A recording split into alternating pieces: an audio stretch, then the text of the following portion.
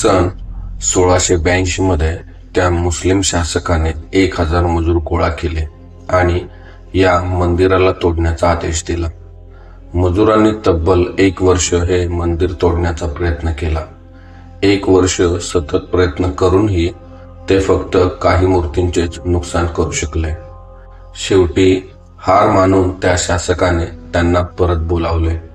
तो शासक होता औरंगजेब, ज्याच्या सैन्याला वाटलं होतं की हे मंदिर म्हणजे साधं विटामातीचं बांधकाम आहे.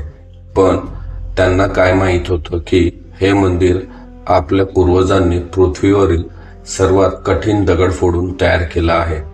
हा तोच दगड आहे जो कोट्यावधी वर्षापूर्वी पृथ्वीच्या गर्भातून लावा म्हणून बाहेर आला आणि थंड होऊन कठीण दगडात रूपांतरित झाला. कैलास मंदिर यू आकारात वरून खाली खोदून बनवले गेले आहे आणि मागच्या बाजूने सुमारे 50 मीटर खोलपर्यंत खोदकाम करण्यात आले आहे. पण विचार करा, इतक्या कठीण दगडाला नेमकं कशाने कापलं असेल? हातोडा आणि छन्नीने. मंदिराच्या भिंतीवर छन्नीचे काही ठसे दिसतात, पण स्थानिक आध्यात्मिक गुरूंचं म्हणणं आहे की हे ठसे नंतरचे आहेत. मंदिर पूर्ण झाल्यानंतर फक्त गुळगुळीतपणा आणण्यासाठी ते वापरले गेले असावेत. इतक्या कठीण बेसाल्ट दगडात खोदून असा भव्य मंदिर उभारणं कितपत शक्य आहे? काही संशोधकांचं मत आहे की अशा प्रकारची जटिल रचना आधुनिक तंत्रज्ञानानेही आज निर्माण करणं कठीण आहे.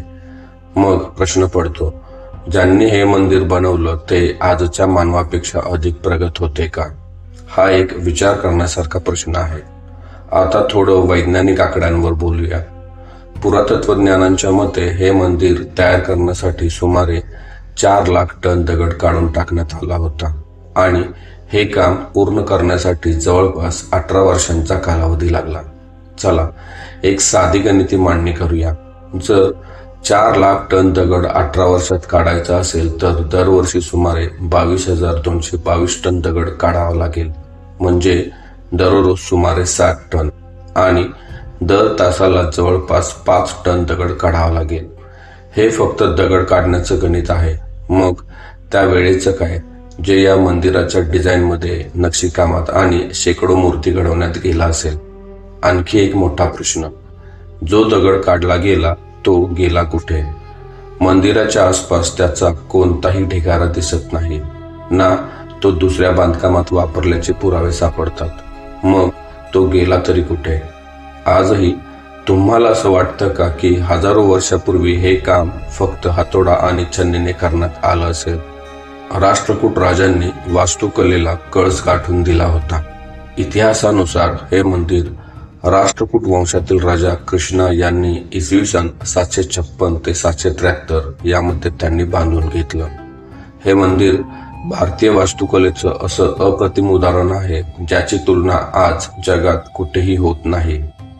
हे मंदिर एका बाजूला त्या शासकाच्या विध्वंसक प्रवृत्तीची साक्ष देतं, तर दुसऱ्या बाजूला आपल्या पूर्वजांच्या अद्भुत कौशल्याची.